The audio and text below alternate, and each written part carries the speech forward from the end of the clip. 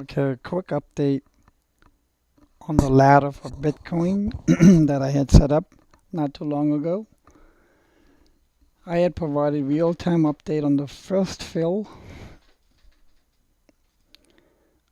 and then the second and third one were filled, and just not too long ago, one of my extremity one was filled.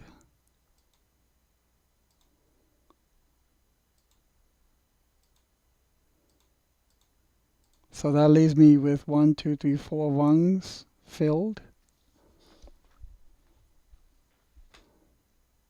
with all 4 profitable, with the last one just profitable.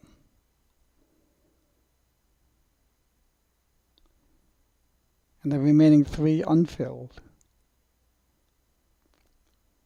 So this is the beauty of laddering. It allowed me to scale in and covered both an up, down, or up, down scenario. Because I really, at times, cannot tell whether there could be some wild swings or not. So I now have 4 rungs filled. The other week I had, when it just touched the bottom of 30.45, I started building my ladders. Got 7 rungs filled at that time.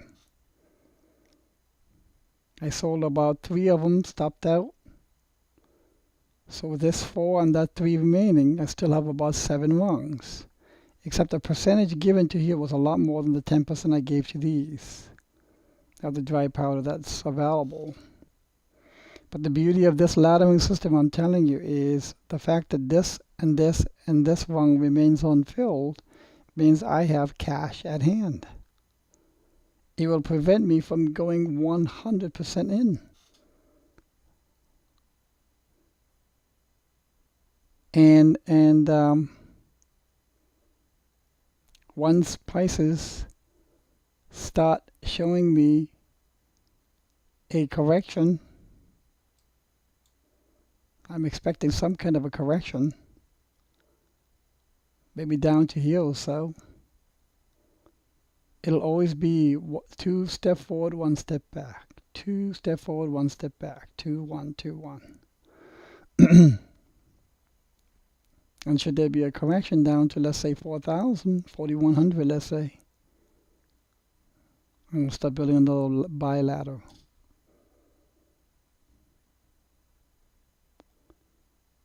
But I'm very happy with the fact that I have some rungs unfilled.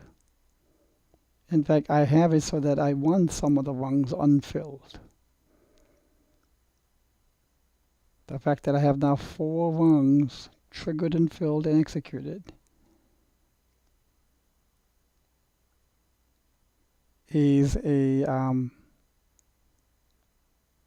example of exactly why laddering works. I had one ladder here. This is another ladder, so I'll ladder my ladders. It isn't complex at all. I use the support resistance lines locally. I don't go so far back. And I spread it out. Once prices start exceeding all-time highs, these and the ones I got filled earlier last time will be highly profitable. The fact that I have unfilled rungs prevents me from getting piggish. Keeps me from danger. It's a de-risking attribute so that I don't go 100% in. It's also an attribute of patience. It's also an attribute of discipline. And it takes time to get used to this. But this technique is the best technique that I know of to de-risk yourself away from emotion, the fear, greed emotion, the FOMO emotion, the panic and the danger of 100% being invested. Keep you at least a good percentage of your assets in cash. If anyone knows of a better method, please share. I am always on the lookout to learn. I am also always on the lookout for a mentor. Along our pathways, we'll always find our own mentors. And I learned this not too long ago. And it has been a very effective technique in increasing your net liquidity value of your account. And you can do this as a trader, or you can do this as a long-time investor.